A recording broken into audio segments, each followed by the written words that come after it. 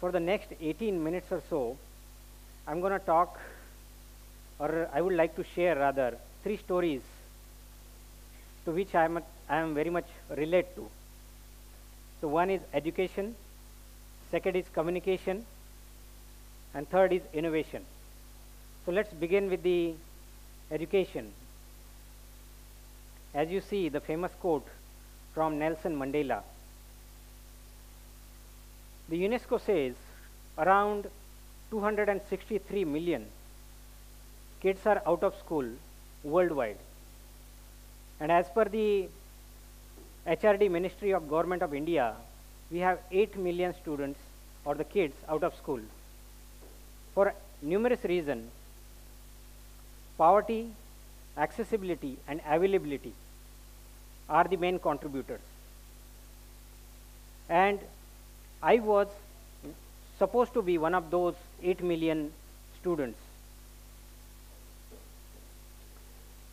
because my parents were economically poor and academically illiterate, but they were very much determined to send their kids to the school. We are 3 siblings.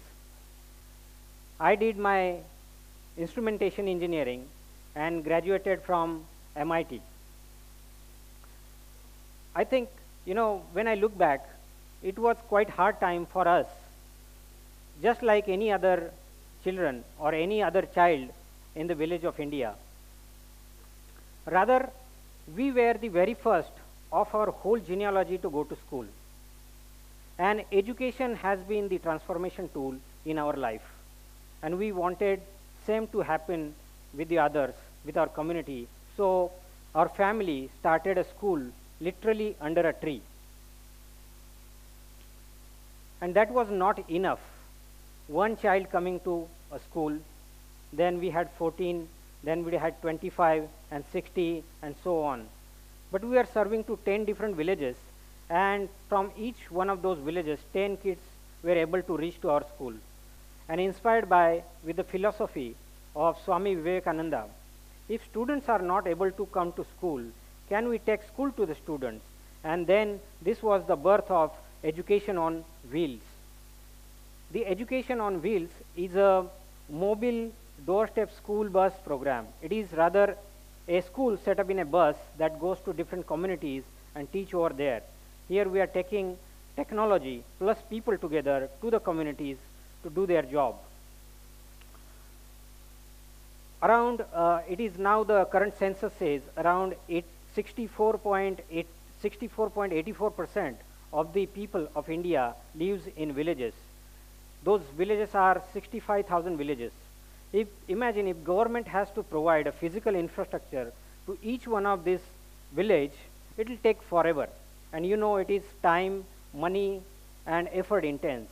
So what we propose is a mobile school of a model that goes to different communities and to the kids who are willing to learn, will solve the entire early age education challenge.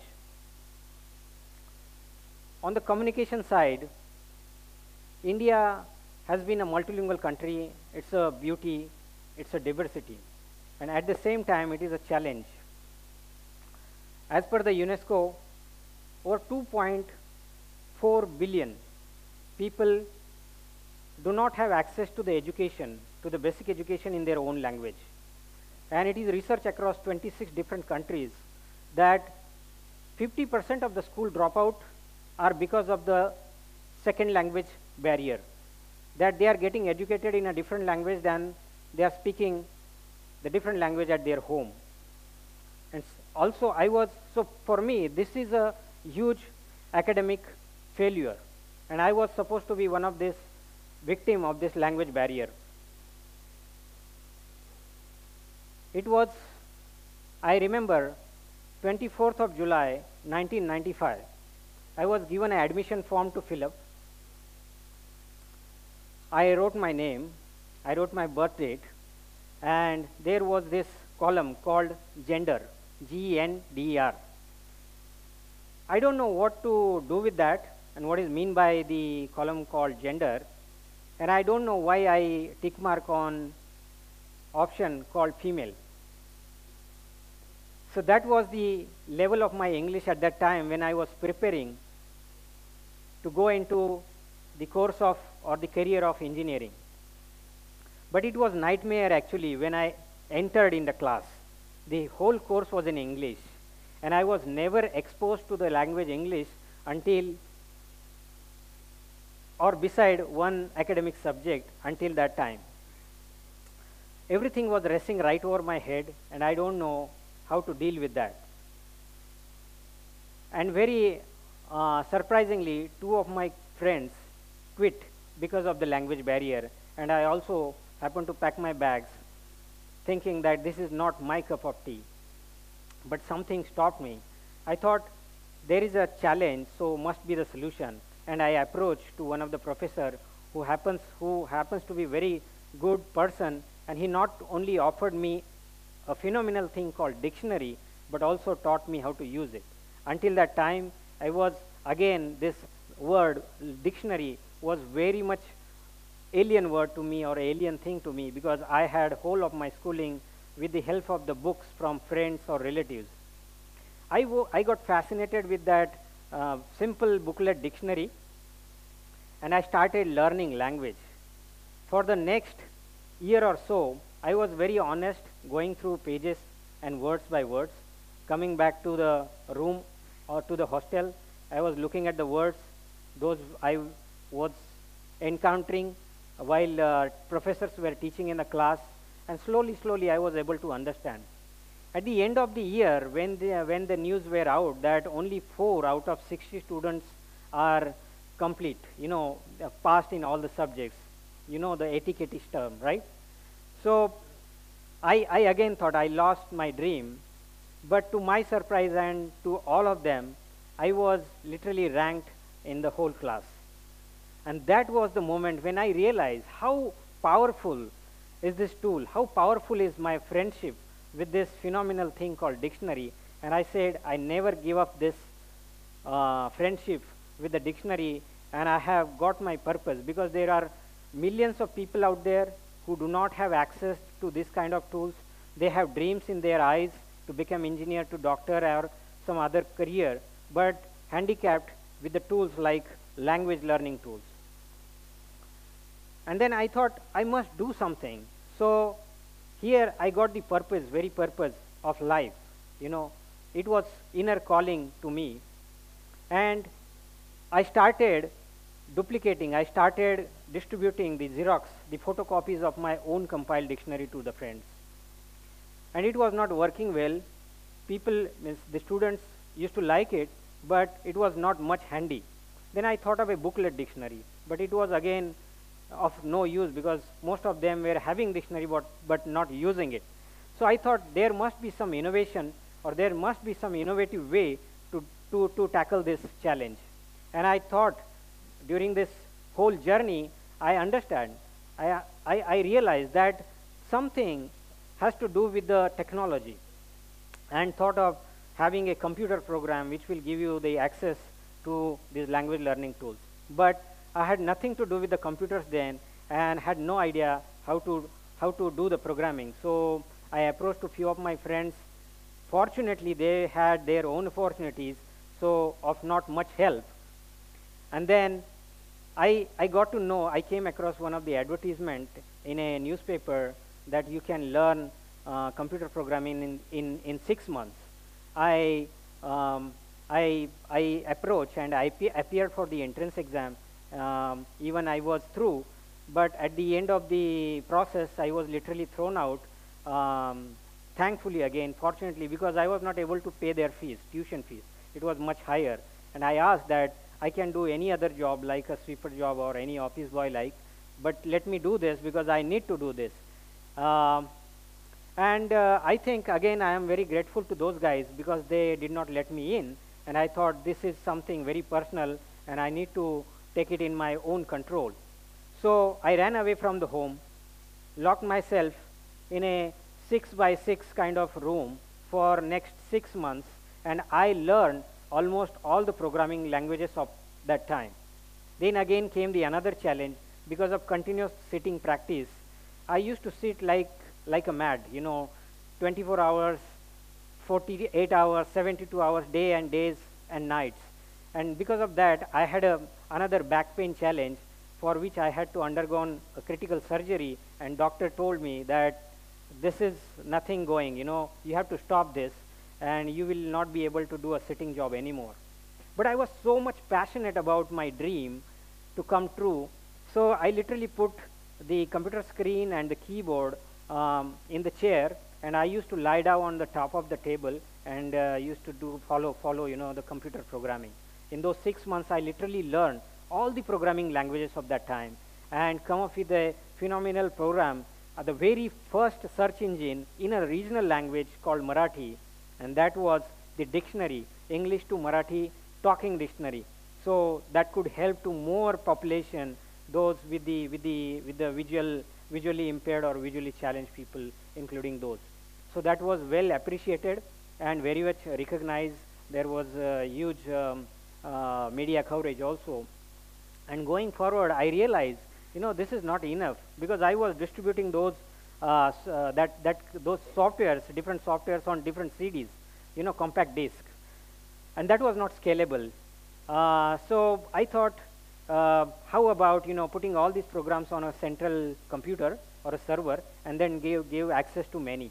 And without even knowing, I was building my website, and I ended up developing the Khandbahale.com with the multiple languages. So over the period of time, there were many languages. I got in touch with many linguists, subject matter expertise, and I went on building different language learning, second languageation tools, second language acquisition apps, and so that. After a certain time, I realized hardly 10% of the population is having access to the internet. So, and that was not actually my target. So my target was more into interior part, remote, or the youth like you guys in the engineering diploma or medical colleges. And by that time, I'm talking about 2008, by that time, these guys were carrying the cell phones, the smartphones with them. Actually not the smartphones, but the mobile phones with them. And then I learned mobile programming, how to develop the apps for any platform, and they were very much popular. Soon I realized it is also not it is not also the very inclusive innovation, because when we were distributing these apps to the college camps, to the college guys, 7 out of 10 would go back, and it is because they were carrying a feature phone, simple feature phone. They were not they were not having the capabilities of installing or running any kind of software. And so I was continuously on search, what is the common denominator, and I got it. It is SMS.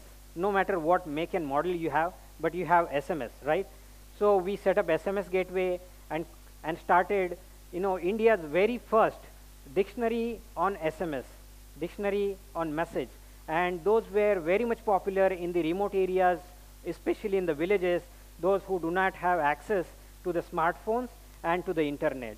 So you can see now, since 1998, I worked on developing and creating this platform for second language acquisition, and now it has got started with a one language, with a one person.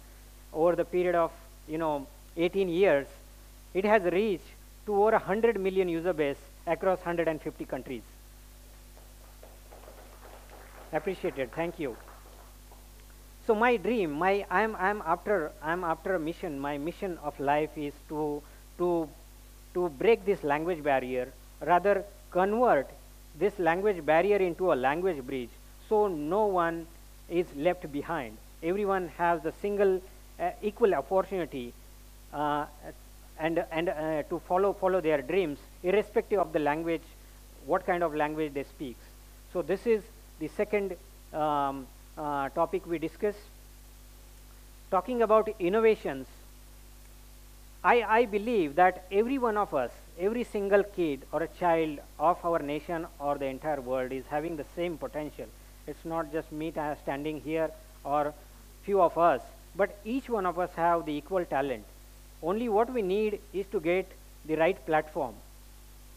And I was continuously, so this was the quest in my mind how we can create opportunities. If you look at the stats, 30% of unemployment across the world, across the globe. And that says a lot, coming up with the artificial intelligence or a deep machine learning, or you talk about anything. So the jobs are getting lesser and lesser. So we need to think about how we can create new job opportunities, completely new, out of nothing, and to solve the local challenges. This was the quest going in my mind until I met my friend and a colleague, a professor of MIT, Dr. Ramesh Raskar. So we happened to meet at one of the conference, and because both of us from the same town, hometown called Nasik, this was our connection, and we thought of doing something for our hometown. Like many other cities, we have thousands of, literally 80,000 graduates every year leaving the town in search of, or actually hunting for jobs elsewhere. This is actually the brain drain to the city, and there are a lot of challenges to solve. So we discuss how we can leverage, how we can create new job opportunities, how we can stop this brain drain, how we can create opportunities for these guys right here in the town.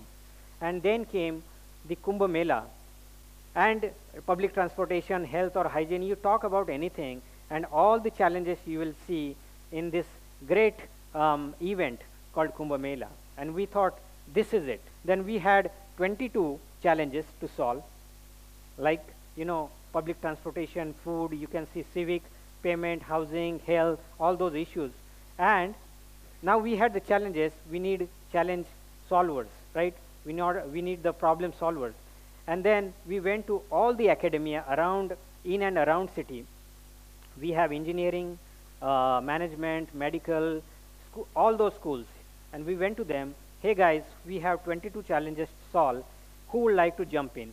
And literally there were hundreds and thousands of applicants who were willing to get into it. And now we had the problems, and we had the problem solvers. So we need some expertise. And then we went and approached to the corporate guys, Tata, Mahindra, Infosys, Google, IBM, all of them. We said, we have excellent challenges to solve, real world challenges to solve, and would you like to mentor us? Because we have both the things. And then we have government we have corporate, we have challenges, we have challenge solvers, the problem solvers, real innovators, entrepreneurs from the local area. And it was a journey of almost 3.5 years. So we started somewhere in 2013, and 2014, 15, and 16, we conducted series of innovation workshops, boot camps, pilot projects. We called it as a sandbox where anyone can just jump in and try to work on those challenges. Within the span of this, 3.5 years, we were able to launch a bunch of startups out of it. And we were able to implement all those solutions into actual Kumbh Mela. Actually, this is a very bottom-up approach to solve the local challenges. This is called a social innovation, right? So how we can create new job opportunities, and how we can solve the challenges so we can uplift the society at the same time. So this is a real case study for many of the management schools right now, and to the engineering colleges, of course. So right now we have a very good, fully functional, world-class innovation center set up right in the middle of the town. So students and the talent, can just jump in, can log in and start working on different ideas. So I think, to sum up with this, we talked about education, then we talked about communication, language as a barrier, and also it as an opportunity, and the innovation as a social innovation. I always think, and I always believe, that we have enough of technology now. What we really need are the social innovations.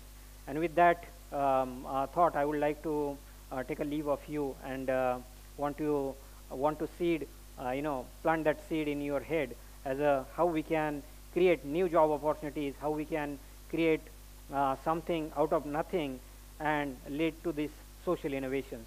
Thank you very much.